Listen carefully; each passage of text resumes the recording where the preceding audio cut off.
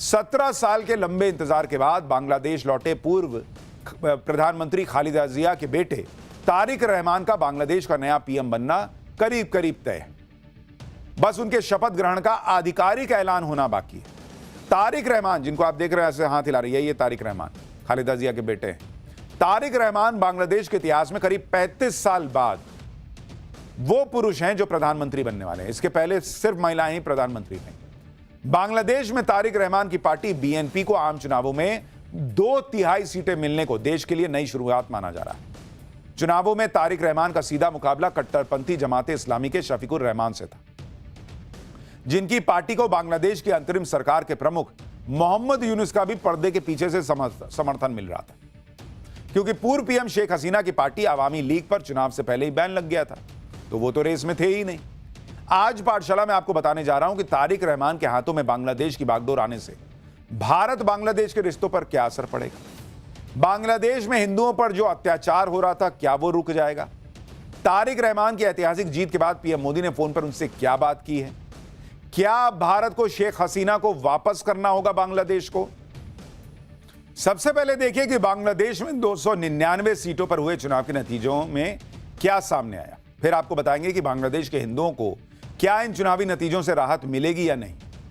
पूर्व पीएम खालिदा जिया के बेटे तारिक रहमान की पार्टी बीएनपी ने 211 सीटें जीती हैं 299 में से। कट्टरपंथी शफीकुर रहमान की पार्टी जमाते इस्लामी को सिर्फ 68 सीट मिली। बांग्लादेश में शेख हसीना के तख्ता पलट के लिए आंदोलन खड़ा करने वाली स्टूडेंट्स की पार्टी एनसीपी को जनता ने नकार दिया।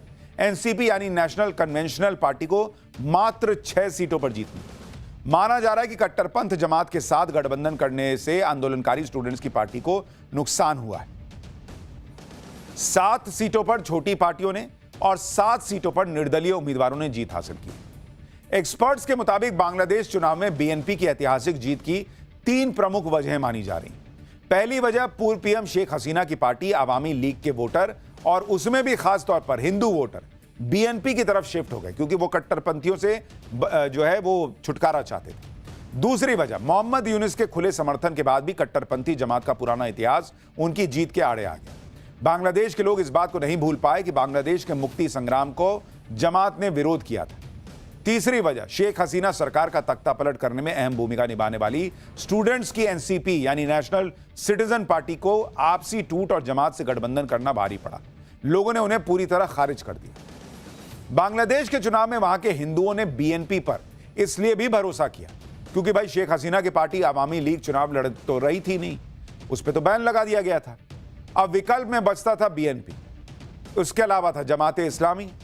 भाई जमाते इस्लामी के साथ जाना मतलब नरसंहार झेलना था, क्योंकि उसका इतिहास ही है 1971 से हिंदुओं के नरसंहार में शामिल होने का।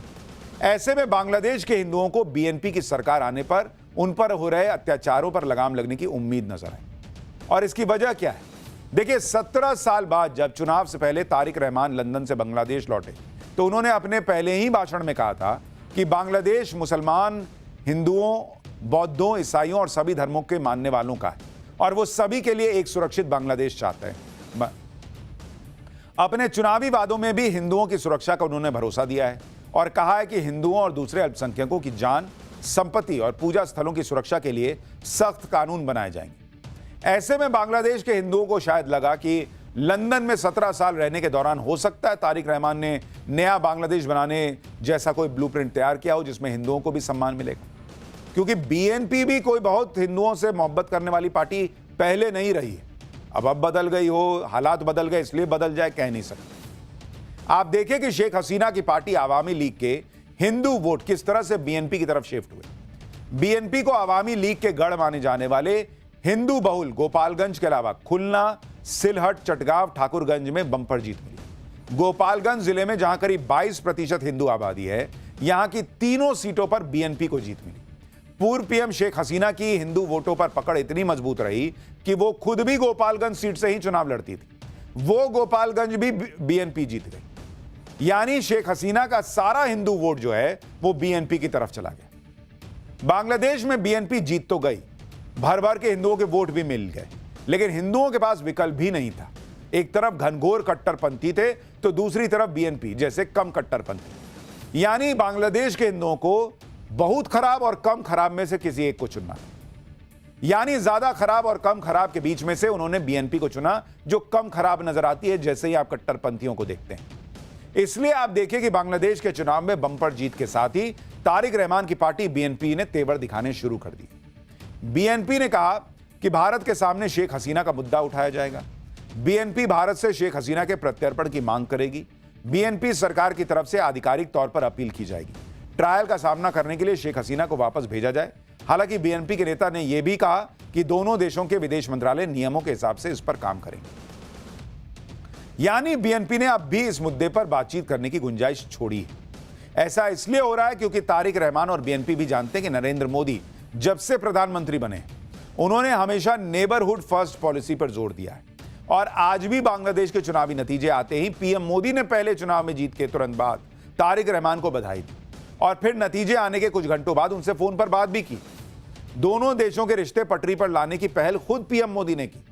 तारिक रहमान से फोन पर हुई बात की जानकारी पीएम मोदी ने खुद ट्वीट करके दी और लिखा कि तारिक रहमान से बात करके खुशी हुई, उन्हें बांग्लादेश चुनाव में शानदार जीत के लिए बधाई दी, बांग्लादेश के लोगों की उम्मीदों को पूरा करने की उनकी कोशिशों के लिए अपनी शुभकामनाएं और समर्थन दिया। दो करीबी पड़ोसियों के तौर पर जिनके ऐतिहासिक और सांस्कृतिक रिश्ते बहुत गहरे हैं, मैंने दोनों देशों के लोगों की शांति, तरक्की और खुशहाली के लिए भारत के कमिटमेंट को फिर से दोहराया। यानी पीएम मोदी ने क्लियर मैसेज दिया है तारिक रहमान को कि भाई भारत तुम्हारे साथ बेहतर रिश्ते बनाने को तैयार है, बशर्ते कि तुम हिसाब से चलो, हिंदुओं पे अत्याचार ना करो, पाकिस्तान की गोद में ना जाके बैठ जाओ, चीन की गोद में ना जाके बैठ जाओ। तारिक रहमान की पार्टी बीएनपी ने भी बधाई के लिए पीएम मोदी का आभार जताने में देर नहीं लगाई। मोदी की बधाई का स्वागत किया और दोनों देशों के बीच मैत्रीपूर्ण संबंधों पर जोर दिया और दो पड़ोसी देशों के बीच रिश्ते मजबूत होने की उम्मीद जताई। बीएनपी भारत से रिश्ते सुधारने को अहमियत दे रही क्योंकि बांग्लादेश और भारत की करीबी से साउथ एशिया का पावर बैलेंस बदल सकता है। आप देखिए कि बांग्लादेश में बीएनपी की जीत का भारत पर क्या असर होगा। सबसे बड़ा मुद्दा तो शेख हसीना का है, जो तख्ता पलट के बाद भारत में रह रही है, जिसके बारे में बात करने का इशारा बीएनपी ने ऑलरेडी दे दिया। बांग्लादेश में अब चुनी हुई सरकार है तो भारत पर शेख हसीना को वापस भेजने का दबाव भी बढ़ेगा। भाई पहले तो आप कह सकते थे कि वहां से उनको भागना पड़ा, कट्टरपंथी थे, अब तो भाई चुनी हुई सरकार है तो भाई शेख हसीना को तो वापस जाना होगा, यही बीएनपी कह रही है। वहीं तारिक रहमान भारत से रिश्ते बढ़ाने के लिए पाकिस्तान और चीन से दूरी बना सकते हैं। बीएनपी ने चुनाव में कहा भी था कि वो किसी भी देश का दबाव या प्रॉक्सी न बनकर संतुलित विदेश नीति अपनाएगी। यूनिस के शासन में कई कट्टरपंथियों और आतंकवादियों को रिहा किया गया था। साथ ही बांग्लादेश में यूनिस के काल में आईएसआई भी एक्टिव हो चुकी थी। भारत को उम्मीद होगी कि तारिक रहमान कट्टरपंथियों और पाकिस्तानी एजेंडे से दूरी बनाएंगे। वहीं भारत के लिए बड़ा मुद्दा बांग्लादेश से होने वाली घुसपैठ भी है। भारत के लिए एक बड़ा चैलेंज यह भी है कि भारत और बांग्लादेश बॉर्डर पर कट्टरपंथी जमात ने मजबूत प्रदर्शन किया। जमात को जिन इलाकों में सफलता मिली वो ज्यादातर ग्रामीण और सीमा के पास के इलाके हैं। आप मैप देखिए बांग्लादेश का, जो भारत से लगा हुआ बॉर्डर है वहां आपको हरा हरा दिख रहा है, देख रहे हैं? यानी बॉर्डर के पास जमाते इस्लामी जीत गई है। ये ऐसे इलाके हैं जो पश्चिम बंगाल, असम और सिलीगुड़ी कॉरिडोर के करीब हैं। ये पूरा इलाका एक तरह से भारत की सीमा से जुड़ा लंबा बेल्ट है। इन इलाकों में जमात के जीतने से घुसपैठ और तस्करी के बढ़ने के आसार हैं और इसलिए यह भारत के लिए एक चुनौती है कि पूरे बांग्लादेश में तो बीएनपी जीत गई, लेकिन बॉर्डर के इलाके में यह हरा हरा जो दिख रहा है जमात इस्लामी का जीतना, यह एक तनाव वाली बात है। कट्टरपंथी जमात के पाकिस्तान से भी कनेक्शन है और ये लोग भारत विरोधी माहौल बनाते रहते हैं। ऐसे में चुनौती बड़ी है। चुनौती यह भी है कि बीएनपी जैसी पार्टी जो बांग्लादेश में सत्ता में आ गई है, उससे कैसे कट्टरपंथियों के दबाव में आने से रोका जाए, क्योंकि हिंदुओं को लेकर बीएनपी का इतिहास भी बहुत अच्छा नहीं है।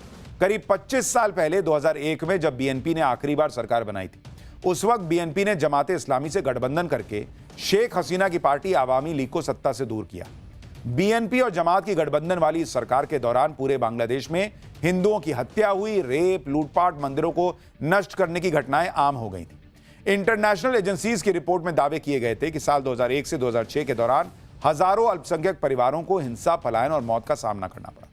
बांग्लादेश के सुप्रीम कोर्ट की जांच में इस बात की पुष्टि हुई थी कि बीएनपी और जमात के 26,000 से ज्यादा नेता और कार्यकर्ता, जिसमें मंत्री और सांसद भी शामिल थे, वो हिंदुओं पर होने वाले अत्याचारों में शामिल थे। यानी बीएनपी ये कर चुकी है जो जमात आज कर रही है। लेकिन एक बात समझिए, 2001 से 2006 के बीच हिंदुओं पर अत्याचार करने के बाद बीएनपी सत्ता से जो गायब हुई, तो अब जाकर 20 साल बाद लौटी। उसका सुपड़ा साफ हो गया। बीच के हर चुनाव में 100 सीट भी नहीं पार कर पाई थी। इस बार बीएनपी को 2/3 मेजॉरिटी हिंदुओं की वजह से मिली है और यह बात बीएनपी को समझनी होगी कि हिंदुओं को किनारे लगाकर उनका चुनाव जीतने में इस्तेमाल करके और फिर बाद में अगर उनको कोहनी मारने की सोच रही है तो यह बीएनपी को आगे जाके भारी पड़ जाएगा। और इसलिए उम्मीद कर रहे हैं कि जिस तरह से बीएनपी के साथ भारत ने नए रिश्ते बनाने की शुरुआत की है, उसमें हिंदुओं के हितों की सुरक्षा होगी और बांग्लादेश के हिंदुओं की रक्षा करने के लिए पीएम मोदी जितनी ताकत लगा सकते हैं उतनी ताकत लगाने में कोई कसर नहीं छोड़ेंगे। फिलहाल पाठशाला में अगली क्लास। प्रधानमंत्री मोदी देश को गुलामी के प्रतीकों से आजादी दिला रहे, देश की पुरानी गौरवशाली पहचान को फिर से स्थापित कर रहे हैं। दूसरी तरफ इंडी गठबंधन को हर उस काम से परेशानी है जो पीएम मोदी देश का गौरव बढ़ाने के लिए कर रहे हैं। मोदी सरकार ने राष्ट्रगीत वंदे मातरम के 6 छंद अनिवार्य कर दिए, यानी अब वंदे मातरम जहां भी गाया जाएगा 6 छंद गाए जाएंगे। राष्ट्रगीत के सम्मान के इस फैसले से किसी को दिक्कत क्यों होनी चाहिए, लेकिन कांग्रेस से लेकर ओवैसी तक और समाजवादी पार्टी से लेकर all India Muslim personal law board तक सब इसके विरोध में आ गए।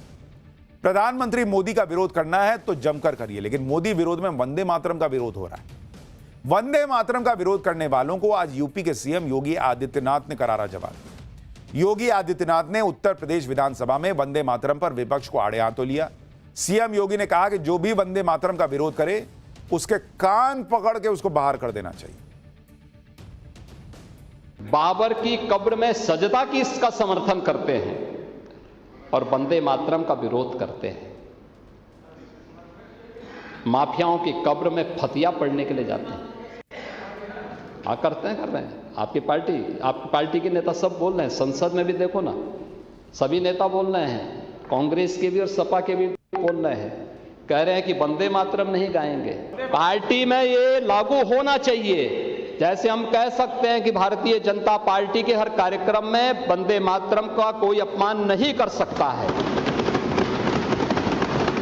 ऐसे कांग्रेस को भी डंके की चोट पे कहना चाहिए और जो व्यक्ति वंदे मातरम का विरोध करता है कान पकड़ करके उसको धक्का दे करके बाहर करना चाहिए। वंदे मातरम का जो विरोध करेगा वो वहीं जाए जहां पर उसको ये विरोध के स्वर दिखाई देते हों। हिंदुस्तान की धरती पे तो नहीं उसको रहने का कोई अधिकार मिलना चाहिए।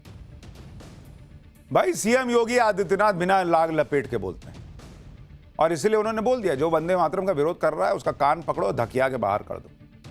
योगी आदित्यनाथ ने वंदे मातरम पर विपक्ष को करारा जवाब तो दिया ही, साथ ही उन मुद्दों पर भी पलटवार किया जिसके आधार पर विपक्ष उनको घेर रहा था।